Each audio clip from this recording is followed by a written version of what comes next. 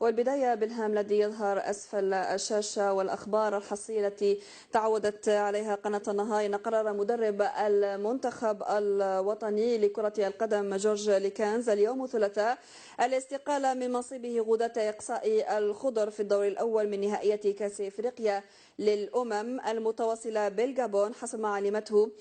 قناة النهار. وحسب ذات المصدر فإن ليكان سيعلن عن استقالته لوسائل الإعلام قبل عودة البعثة الجزائرية لأرض الوطن خلال الساعات القليلة القادمة، مضيفا بأن أعضاء الطاقم الفني الوطني سيغادرون مناصبهم هم أيضا، ولما يتمكن المنتخب الوطني الذي لم يكن يملك مصيره بين يديه من الخروج من النهائيات القارية ولو بفوز يحفظ ماء الوجه، بما اكتفى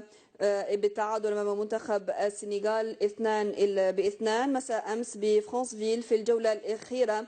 من الدور الأول. وأنهى الخضر الذين كانوا مرشحين بقوة للتنافس على اللقب الإفريقي مغامرتهم الجابونية في المرتبة الثالثة المجموعة الثانية برصيد نقطتين من تعادلين ضد السنغال وزيمبابوي وهزيمة أمام تونس، فيما افتك أسود التيرانجا ونسور قرطاج التأشيرتين المؤهلتين إلى ربع النهائي من هذه المجموعة.